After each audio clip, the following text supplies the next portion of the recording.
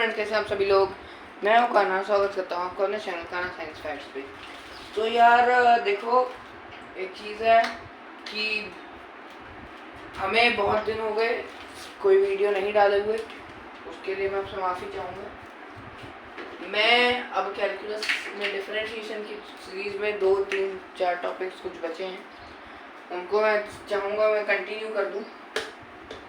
Okay, अच्छा, continue करने से पहले आज ये उम्मीद में मत बैठना कि आज वो करूँगा इसी वीडियो में, मतलब आज ही मैं वो वीडियो शूट करूँगा और हो सकता है सेम डे अपलोड भी कर दूँ। मतलब हो सकता है आज ना करूँ, लेकिन ऐसा भी हो सकता है कि जिस दिन ये वीडियो अपलोड हो उसी दिन सीरीज़ का भी वीडियो अपलोड होना शुरू हो जाए। बट अगर नहीं भी होता है तो कोई दिक्कत नहीं है, आप देखते रहिए। इस वीडियो को देख के इसको छोड़ के मत जाना है सोच के। बट मैं आपसे कुल मिला के एक बात करना चाहता हूँ कि आप लोग, ठीक है, मुझे पता है आपके लिए क्लास 8 से क्लास 9 तक का जो जंप है सबको मालूम है, बहुत बड़ा है, मेरे लिए भी है। बट आप क्लास 8 से क्लास 9 में नहीं, कैलकुलस पढ़ के आपने सीधा क्लास 8 से क्लास 11 पे जंप किया है। तो ये है 8 से 9 की जंप, ये है 10th से 11th की जंप।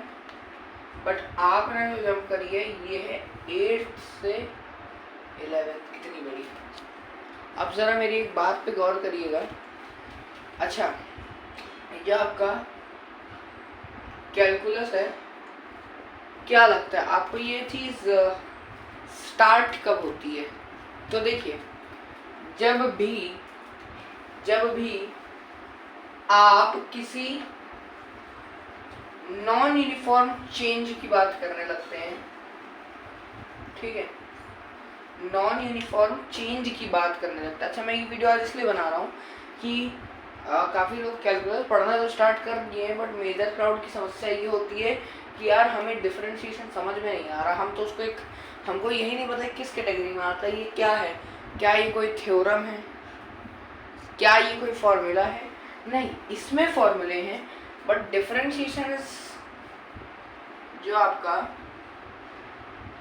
डिफरेंशिएशन होता है और जो आपका इंटीग्रेशन होता है, ये दोनों चीज़ आपके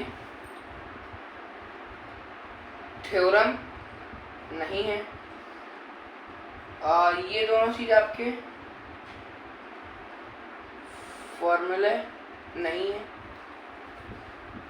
तो इसको याद रख लीजिएगा। ये क्या है आपके?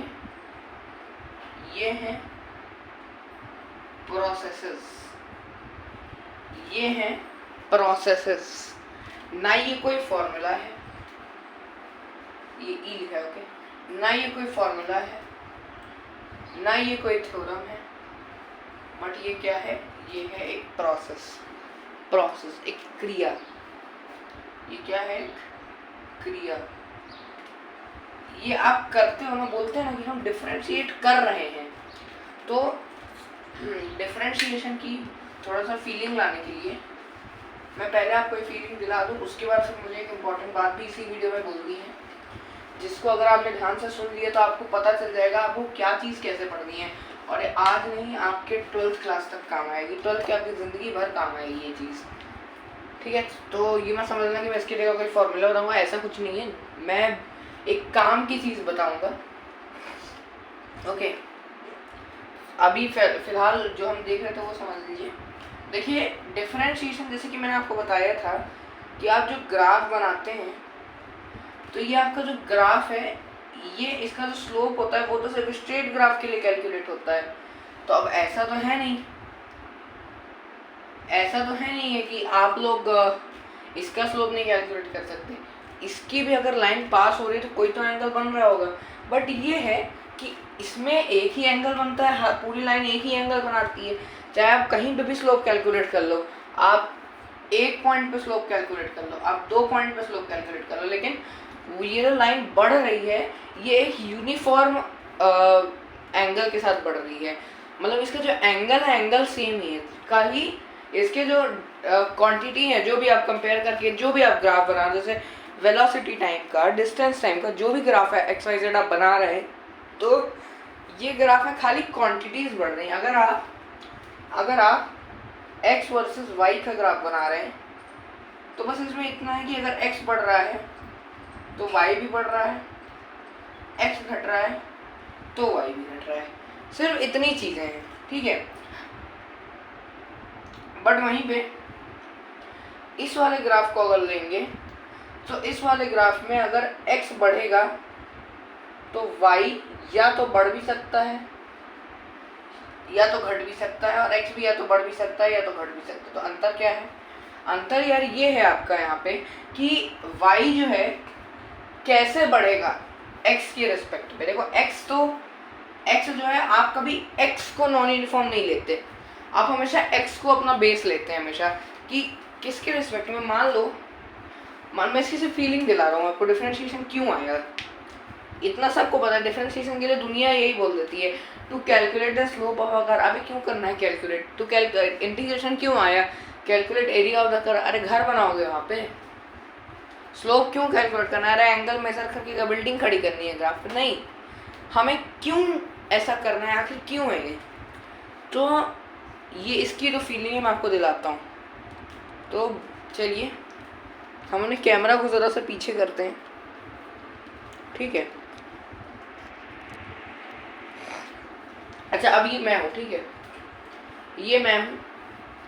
मेरे को नहीं पता कि मैं आपको पूरा दिख रहा हूँ कि नहीं, बट ये मैं हूँ। और मान लो मैं यहाँ से जा रहा हूँ, ओके, आप कोई भी एक जगह ले लो। मैं इस पॉइंट से जहाँ मैं अभी खड़ा हूँ, मैं यहाँ से गया इतनी दूर। तो अब मैं अगर आपको पूछूं कि मैं कितनी दूर गया, तो आप पूछेंगे कहाँ से।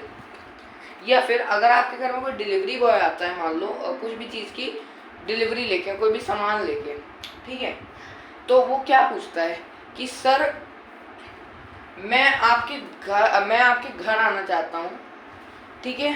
तो आप बोलोगे सीधी सीधी सड़क है, आ जा। बोले कितना डिस्टेंस है? आप बोलो मान लो 10 मीटर। अब पूछेगा 10 मीटर कहाँ से?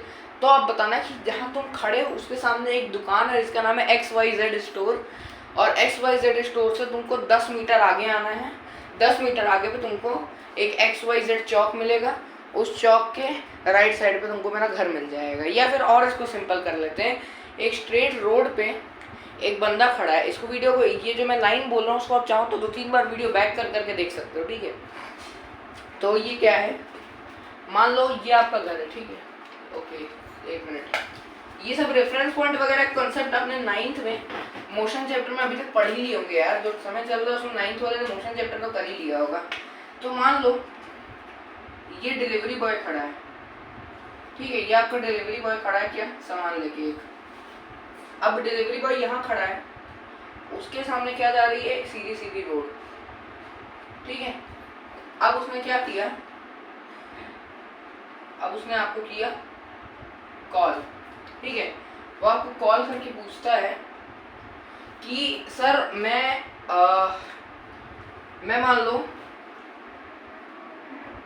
ABC स्टोर के सामने मैं खड़ा हूँ,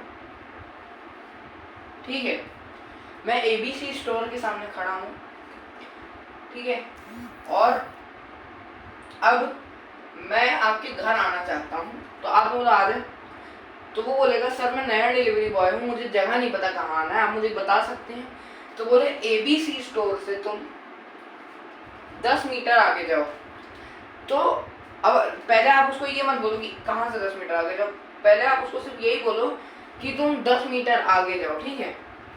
अब वो पूछेगा आप 10 मीटर कहाँ से, तो आप बताओ कि ABC स्टोर से 10 मीटर आगे जाओ, ठीक है।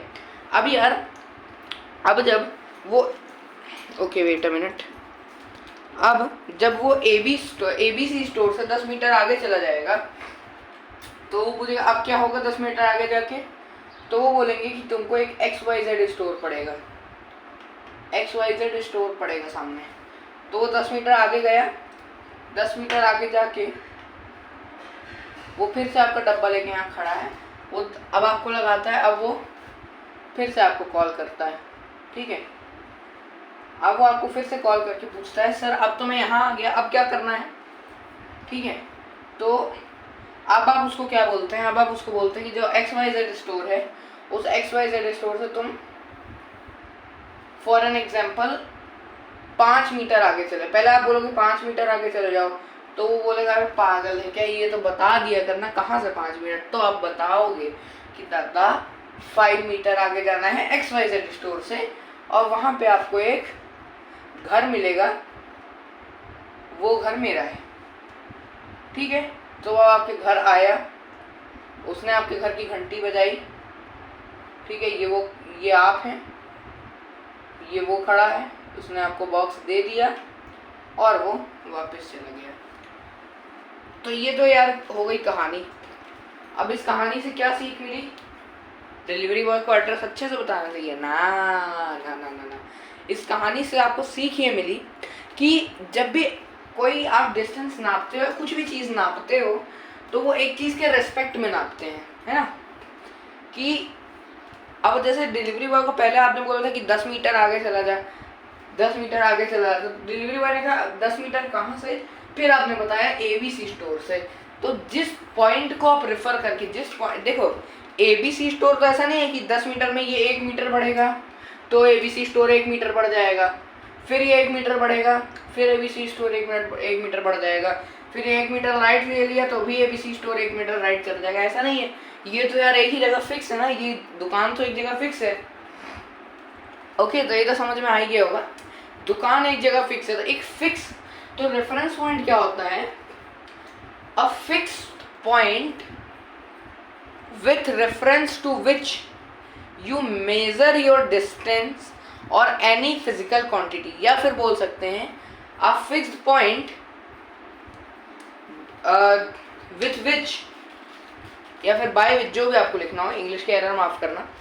तो a fixed point by which you measure any physical quantity taking that point as a constant। constant शब्द यहाँ पे बहुत ज़रूरी है, ठीक है, कांस्टेंट शब्द यहाँ पे बहुत ज़रूरी है, इस शब्द को प्लीज़ प्लीज़ प्लीज़ ध्यान रखें, ठीक है। तो जैसे यहाँ पे ये चीज़ है, तो इसके रेस्पेक्ट में आप 10 मीटर, इस ABC स्टोर के रेस्पेक्ट में आप 10 मीटर ट्रेवल कर रहे हो, फिर इस XYZ स्टोर के रेस्पेक्ट में आप 5 मीटर ट्रेवल कर रहे हो। तो ये दोनों क्या है? आपके रेफरेंस पॉइंट। अच्छा, अब मैंने इतनी राम कथा क्यों बताई, इतनी मैं कहानियां क्यों सुना रहा हूँ यार? तो देखो, इस कहानी को सुनाने का कारण बताता हूँ।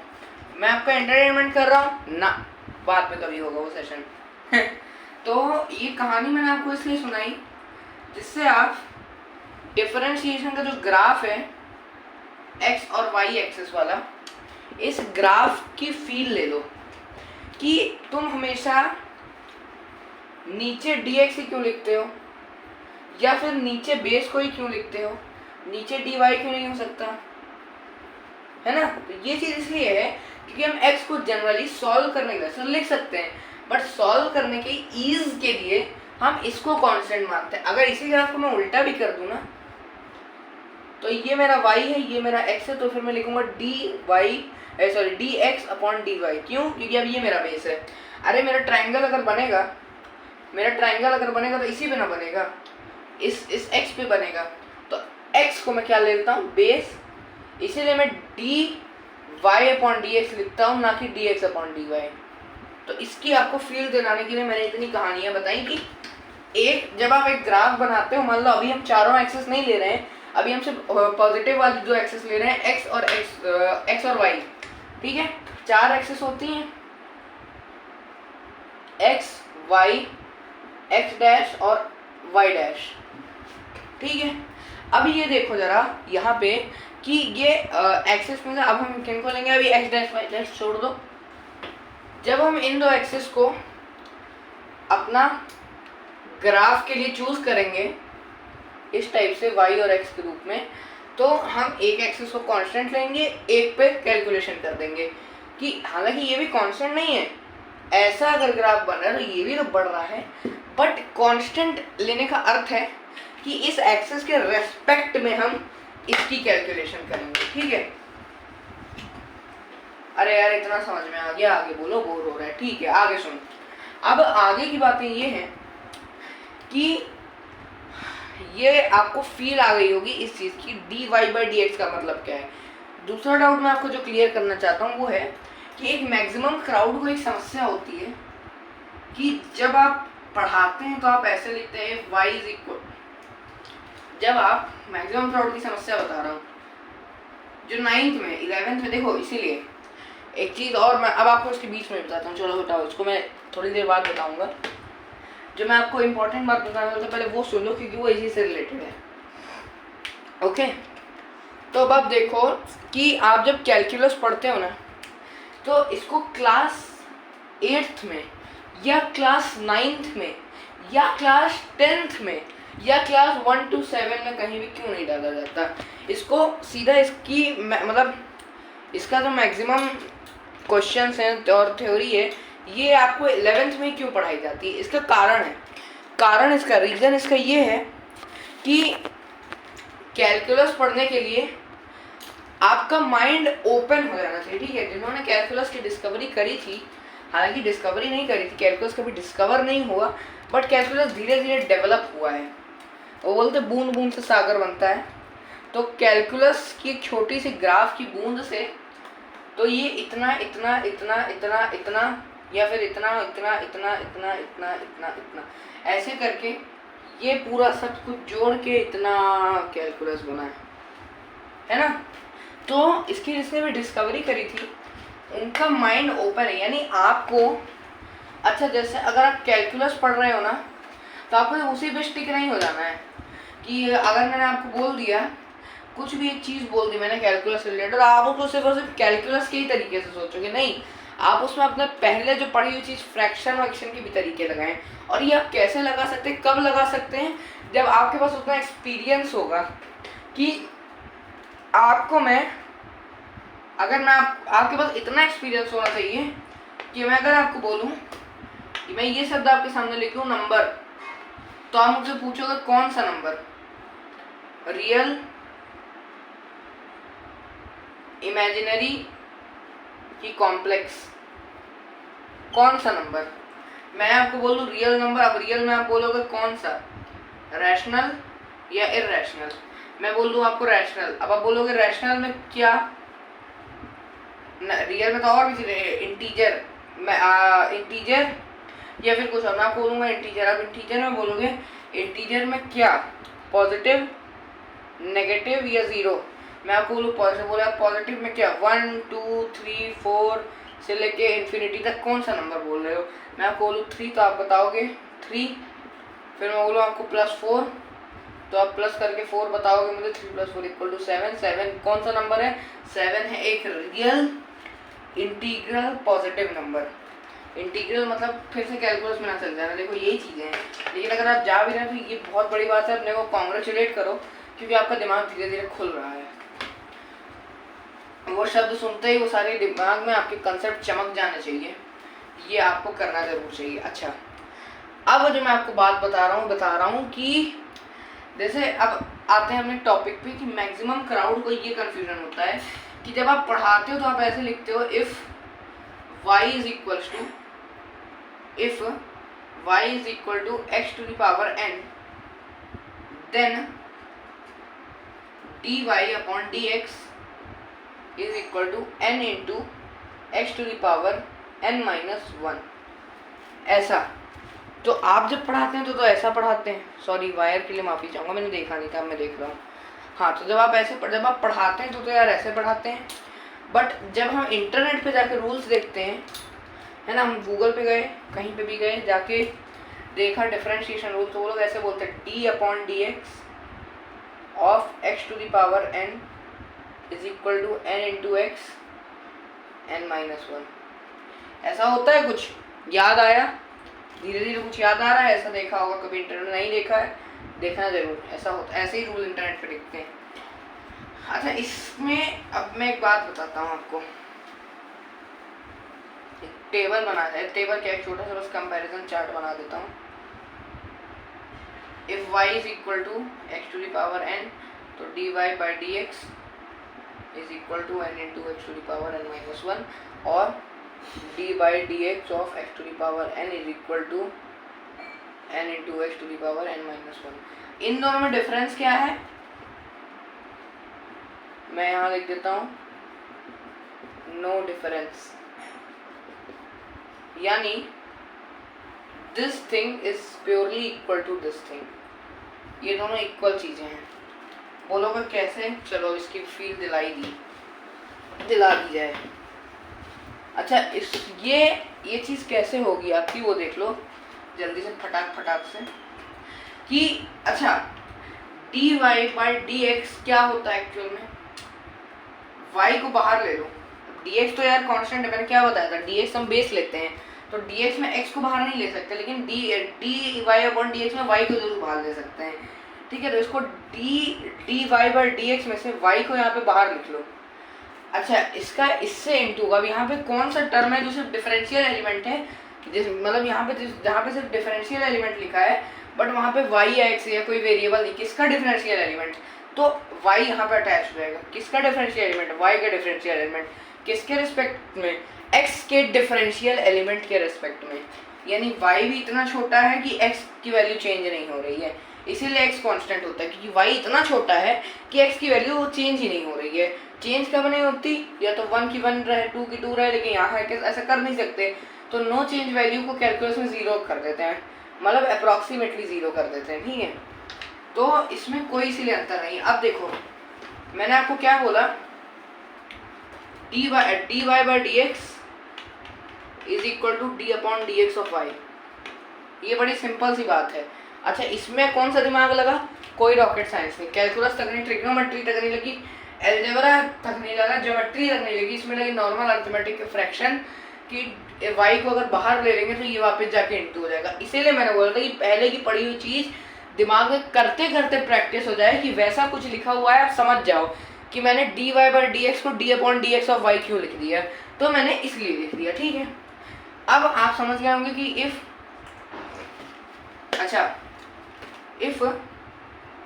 y is equal to if y is equal to x to the power n, ठीक है, ये बेसिक रूल है इसलिए मैं इसका बार बार एग्जांपल दे रहा हूँ। ठीक है, तो dy बाई dx कितना हो जाएगा, d upon dx of y। अब y की वैल्यू कितनी दी थी ऊपर, x to the power n, तो इसमें सब्स्टिट्यूट कर दो, तो d upon dx of x to the power n which is equal to n into x to the power n minus one. तो अब आप लोगों को समझ में आ ही गया होगा कि ये कैसे आए, ये जो चीज़ आपके सामने दे दी मैंने, ये क्यों दे दी। तो इसके आई होप आपको फील आ गई होगी, ऐसा हुआ तो क्यों हुआ, ऐसा इसलिए हुआ। अगर अभी भी नहीं समझ में आया तो आप कमेंट सेक्शन में एकदम ओपनली, हमारे एक व्यूअर ने ट्रिग्नोमेट्री के वीडियो के लिए कमेंट किया था, आई अप्रिशिएट हिज कमेंट, कि उन्होंने एटलीस्ट वीडियो देख के कुछ इंटरेस्ट दिखाया और इंटरेस्ट दिखा के बताया कि अगला वीडियो काहे पे बनाना है, और उनको इंटरेस्ट है पढ़ने में। तो मुझे मालूम है आप सब जितने लोग ये वीडियो आज देख रहे हो, जितने भी 100-200 लोग देख चुके हो या देख रहे हो, क्योंकि हर वीडियो में एवरेज इतने व्यू आ रहे हैं, मैं चाहता हूँ और आए, हज़ारों करोड़ों में आए। ठीक है, धीरे धीरे ग्रो होगा, आई होप आप लोग ग्रो करवाओ। बट जितने भी लोग इस वीडियो को देख रहे हो, मुझे पता है, कंफर्म है, आप इस वीडियो तक इसीलिए पहुँचे क्योंकि आपको पढ़ना था। अगर रैंडमली इस वीडियो पे भी आए हो, जैसे यूट्यूब पे सजेस्टेड लिस्ट होती है, रैंडमली भी अगर इस पे आए हो तो भी आप इस वीडियो पे अभी तक बने हो, मतलब आपको पढ़ना तो है। और अगर आप पढ़ना चाहते हैं तो प्लीज़ कमेंट में अपने डाउट पोस्ट करिए। एक बार चैनल पे 600 सब्सक्राइबर हो गए तो आप फिर भी कमेंट में अपने डाउट डालो, मैं उसका अलग से पेपर में सॉल्यूशन लिख के यूट्यूब की गाइडलाइन के हिसाब से 600 सब्सक्राइबर में कम्युनिटी पोस्ट ओपन हो जाती है। जिनको नहीं मालूम कम्युनिटी पोस्ट क्या है तो मैं बता रहा हूँ, जैसे आप फेसबुक और बाकी सारे प्लेटफॉर्म, फेसबुक, इंस्टाग्राम वगैरह पे जैसे आप फोटोज़ पोस्ट करते हो ना, वैसे यूट्यूब पे भी कर सकते हैं, बट वो सिर्फ यूट्यूब क्रिएटर्स ही कर सकते हैं, मेरे जैसे या बाकी सारे यूट्यूब क्रिएटर्स जैसे बहुत यूट्यूब चैनल हैं अलग अलग ऑनलाइन प्लेटफॉर्म्स के हैं, आप देखिए उन्हें, वो अपना पोल डालते हैं।